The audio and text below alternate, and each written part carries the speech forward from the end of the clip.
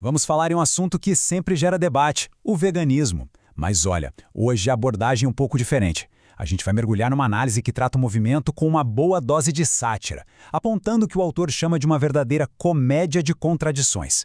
Bora desvendar isso juntos.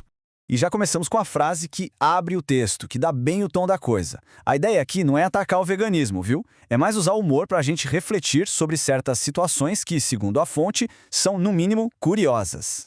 O primeiro ponto que o texto levanta é o que ele chama de paradoxo dos pets. A questão é direta e bem provocadora. Como é que fica a defesa de todos os animais quando a gente tem em casa um bichinho de estimação que é carnívoro?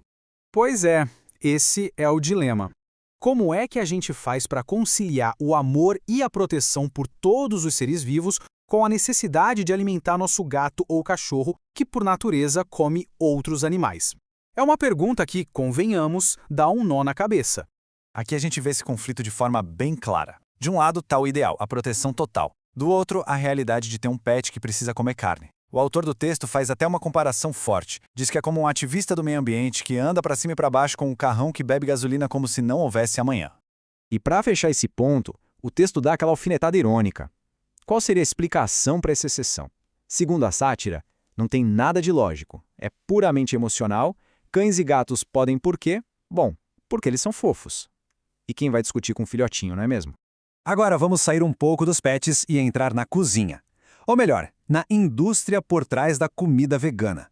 O texto questiona como um movimento que começou criticando a produção em massa acabou criando a sua própria versão de alimentos superindustrializados. E é aqui que a ironia fica bem evidente. O discurso é todo sobre voltar ao natural, comer comida de verdade. Mas aí a gente vai no mercado e o que encontra? Um hambúrguer vegano com uma lista de ingredientes que parece não ter fim. É o exemplo perfeito dessa desconexão que o texto aponta.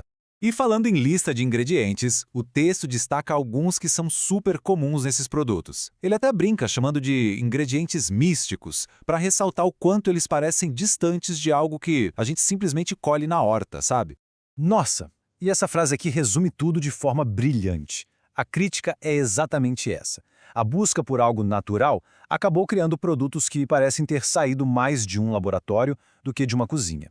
O terceiro ponto da nossa análise vai direto ao bolso. O texto levanta uma questão socioeconômica importante, sugerindo que ter uma consciência limpa na hora de consumir pode ser, na verdade, um artigo de luxo. Fica a pergunta no ar. Será que essa ênfase toda em produtos sustentáveis, orgânicos, de marcas super engajadas, não acaba tornando o veganismo algo para poucos?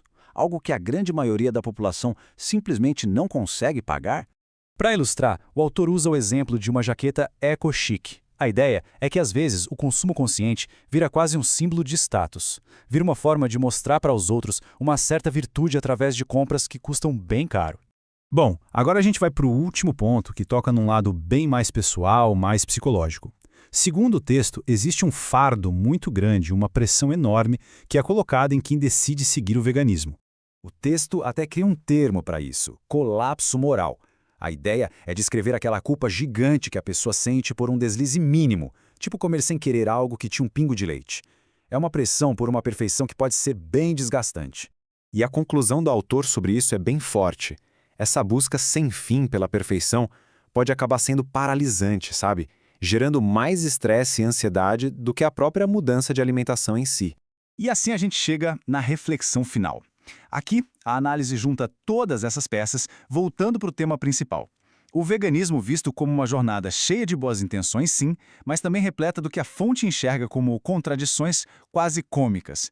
No fim das contas, a perspectiva se amplia. O veganismo é usado aqui como um grande espelho. Um espelho que reflete as complexidades e as contradições que existem em todas as nossas tentativas de fazer o bem em qualquer área da vida. E para terminar, o texto nos deixa com essa provocação. Não tem resposta certa aqui. É um convite para a gente pensar.